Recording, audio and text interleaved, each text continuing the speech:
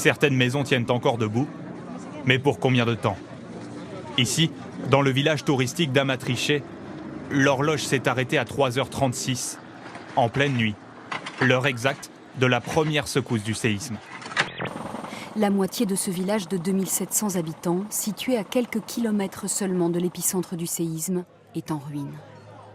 Des dizaines de maisons se sont effondrées.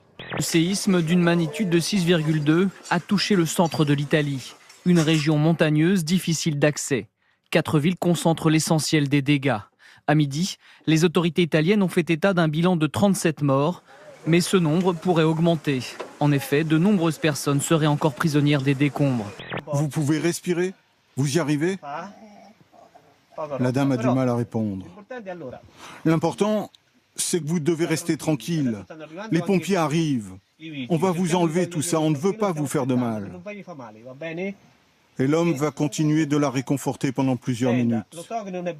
Pour le moment, on ne sait pas si cette femme a pu être dégagée. C'est un scandale sanitaire énorme qui vient juste d'éclater aujourd'hui, mais pourtant ça fait 5 ans que je relaye l'info et je suis juste malheureusement entendue aujourd'hui. L'étude menée par l'Agence du médicament et l'assurance maladie révèle qu'entre 2007 et 2014, plus de 14 000 femmes enceintes prenaient de la dépakine. On estime donc à 3200 le nombre d'enfants nés qui souffriraient de séquelles physiques ou mentales sur cette période.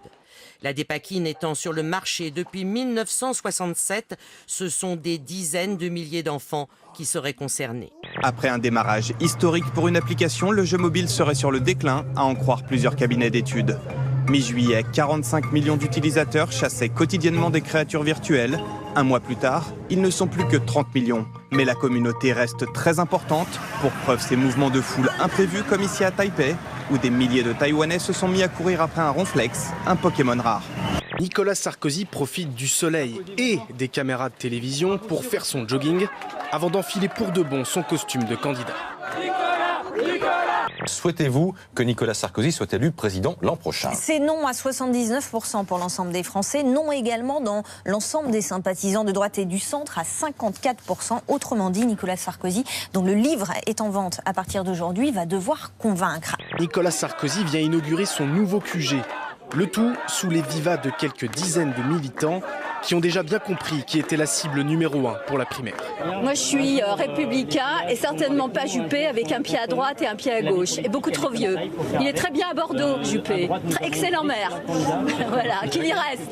À la lecture de la presse, on comprend vite que ce type de formule, la température monte, peut se comprendre au propre et au figuré. Oui, la température monte, mais pas seulement quand on regarde le thermomètre. Elle monte aussi en coulisses où la campagne présidentielle a bel et bien commencé. L'officialisation de la candidature Sarkozy provoque une sorte de réaction mécanique. Tous les regards se tournent vers Alain Juppé. Nicolas Sarkozy a déjà été président de la République, donc il n'y a aucune surprise sur sa personnalité, sa manière de gouverner.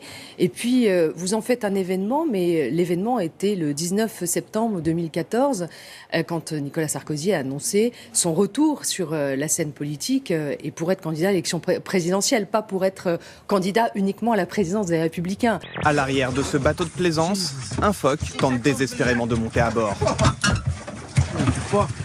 Sa vie en dépend, l'animal a été surpris par plusieurs orques, visiblement affamés. La scène a été filmée par des touristes au large du Canada. Le phoque a attendu une demi-heure avec eux que la voie soit libre pour retourner à l'eau. Hiya, bud. Well done, bud. Survive.